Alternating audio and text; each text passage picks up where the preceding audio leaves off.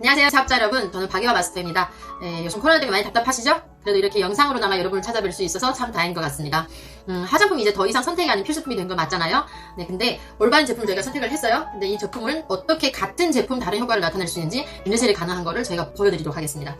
우선은 저희가 고객이랑 대면을 했을 때 고객의 피부 타입에 맞게 제품 안내를 해주는 게 가장 중요한데요. 피부 타입을 구별할 수 있는 방법이 뭐가 있을까요? 보통 뭐 수분도 뭐 이렇게 얘기를 하는데 너무 어렵잖아요. 일단 제가 그 노하우에 대해서 오늘 알려드리려고 하는데요. 왜 일단 쓰는지를 아셔야 돼요. 고객이 이 제품을 왜 써야 될까요? 각자 자기가 존재하는 문제들이 있단 말이에요. 그 문제를 해결하기 위해서 저희 제품을 선택을 하게 되죠. 그러면 그 문제를 어떻게 개선을 해줄지가 가장 중요한 건데요. 우선은 피부 타입을 구별할 때 제일 중요한 게 피지량이에요.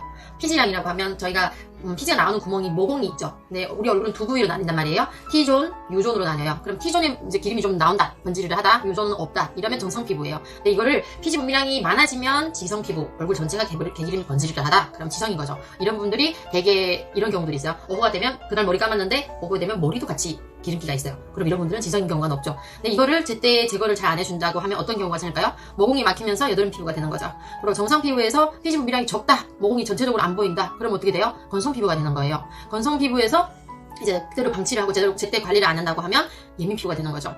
저는 약간 예민 플러스 견성 피부였어요. 그래서 오늘은 저 같은 피부 타입을 가지신 분들이 어떻게 제품을 사용했을 때 가장 큰 효과를 볼 수 있는지 설명해 드리려고 하거든요. 네, 좀 더 간단하게 설명을 해드리려고 하면 저희 피부를 요거 물컵 안에 물탱크라고 생각을 해볼게요. 그리고 네, 제가 좋아하는 맥주잔이죠. 네, 그리고 요거를 뭐라고 생각하면 되냐면 저희 피부 보호막이라고 생각하면 돼요. 그러면 이게 만약에 보호막이 없다고 생각하게 되면 어떻게 될까요? 수분 증발이 빨리 일어나겠죠. 그러면 건성 피부가 되는 거예요. 저 예전 피부처럼. 제 옛날 피부를 보여줄게요.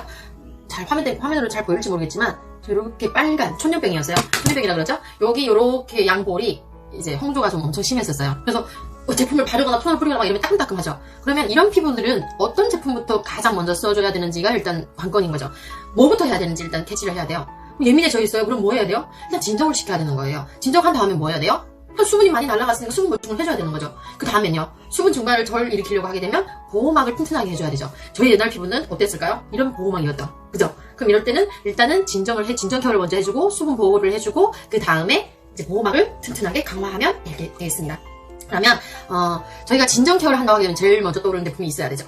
짜잔! 2차 팩이죠? 2차 영양팩인데 각질이 들떴다고 이제 막 각질 제거를 먼저 하시는 분들이 있는데요. 안 돼요. 그러면 따끔따끔거리고 아파서 피부가 자극을 받으니까 더 예민해질 수 있죠. 그리고 각질 제거를 할 때 또 중요하게 생각해야 될 게 뭐냐면 예민한 피부인데 각질 제거를 발려놓고 막 빡빡 문지러요. 그럼 되겠어요? 안 되겠어요? 더 자극받으니까 더 예민해지죠. 그러면 이런 피부들은 최소한 자극을 줄여주는 게 일단 최우선이고요. 자극 줄여줄 때는 각질 제거를 발라놓고 밀지 말고 한 어느 정도 시간이 지난 다음에 그냥 온수로 물세안만 해도 어느 정도 각질 처리가 돼요.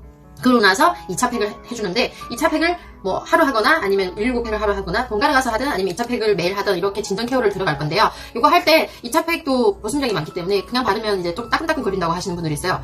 그리고 가려움증이신, 그러니까 수분 부족이 하신 분들은 여기 코 부위, 극소 부위들이 많이 간지럽다고 하시는데요. 해결 방법이 있어요. 제가 제일 좋아하는 거. 네, 이거는 홍조 있으신 분들 무조건 제일 좋아해야 돼요.